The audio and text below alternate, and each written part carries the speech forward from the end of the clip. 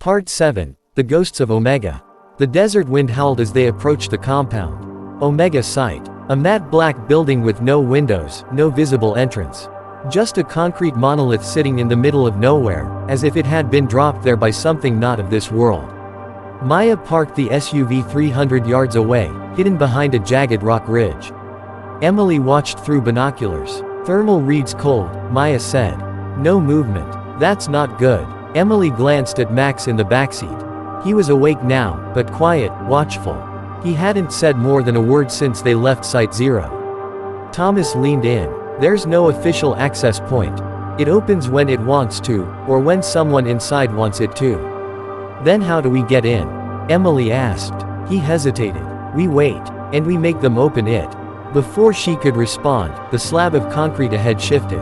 A seamless door slid sideways, revealing a dark corridor lit only by vertical white strips along the walls.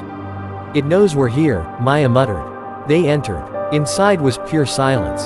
No guards. No voices. Just the hum of power beneath their feet and the low-frequency sound of machines thinking. The further they walked, the colder it got. Emily held Max's hand tightly. He didn't resist, but he didn't grip back, either. They reached a room with walls of glass and steel. Inside were monitors, suspended in midair, displaying live footage from dozens of other facilities, most marked as offline. Only one was still active. Omega Core, active. A voice echoed from hidden speakers. Calm, female, unnatural. Welcome back, Thomas. Emily turned sharply. Back. He stared ahead. I helped build Omega. Before I went rogue. Before I knew what they'd do to Max. The voice continued. Project Halo has achieved 92% neural assimilation. Subject 14Z is approaching integration threshold. Max flinched. His head throbbed. Maya scanned the interface. They're syncing his brain with something. The door ahead slid open on its own. They entered the Omega Core. The room stretched like a cathedral, tall, sterile, endless. Rows of cloned children suspended in vertical tanks lined the walls, all silent, all identical. In the center, a massive neural server, pulsing, alive. Cables like veins fed directly into one tank. Inside it, another Max. Not a copy. Not a clone.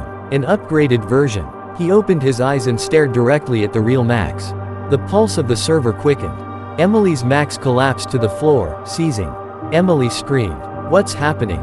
The voice returned. Subject 14Z's original form is destabilizing. Cognitive redundancy detected. Commencing overwrite. Maya shouted. They're replacing his mind.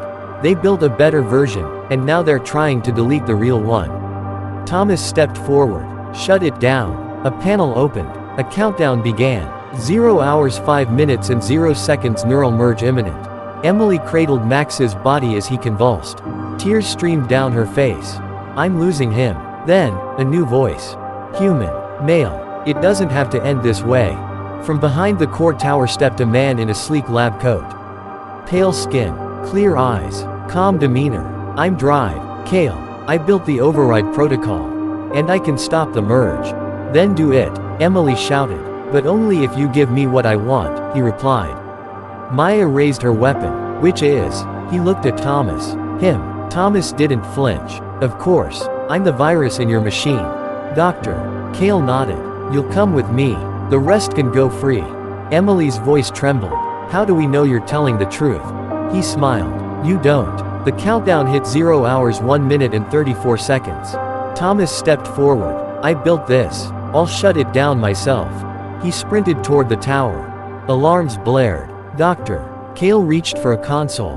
Maya fired. Glass shattered. Sparks erupted. Emily screamed as the core trembled and the lights strobed wildly.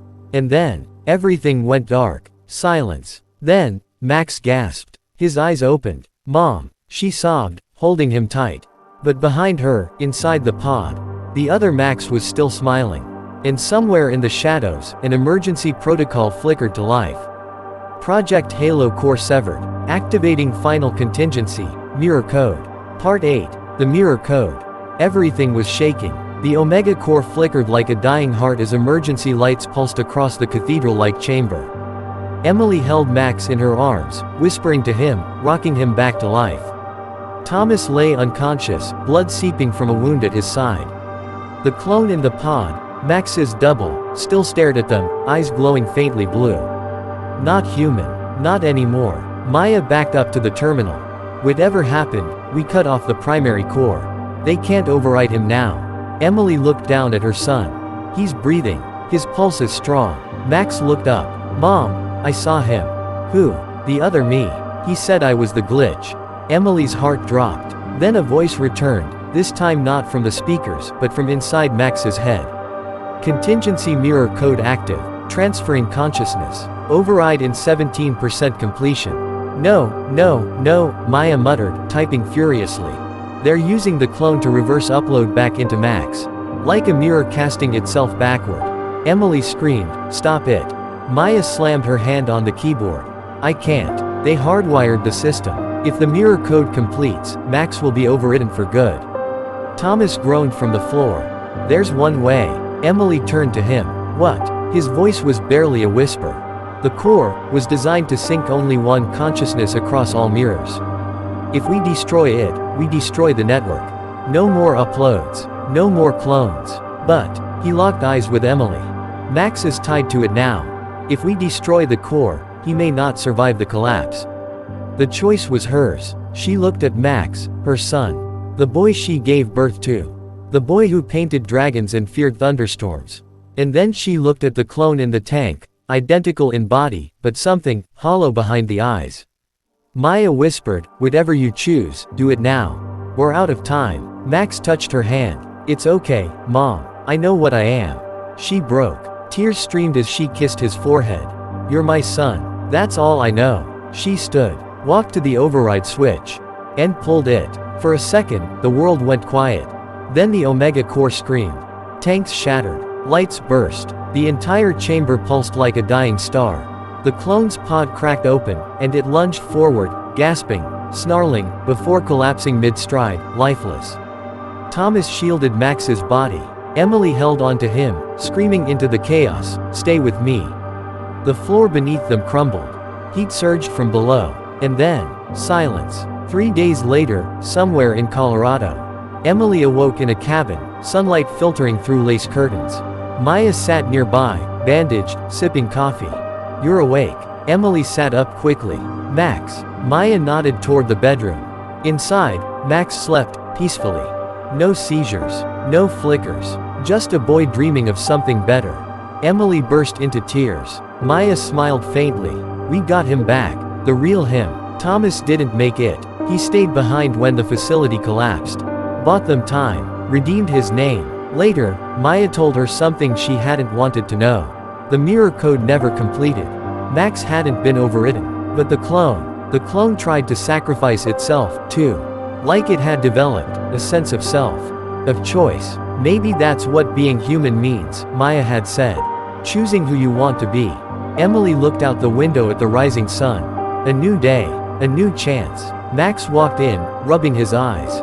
Can we go home now? She hugged him. We already are. 6 months later, unknown location. In a black data center beneath the earth, a dormant terminal suddenly flickered to life. Project Halo. Decommissioned. Mirror code. Corrupted. Clone registry. Offline. A cursor blinked. Then, rebuild from echo file. YN. The cursor waited. Then typed itself. Y. Fade to black. The end.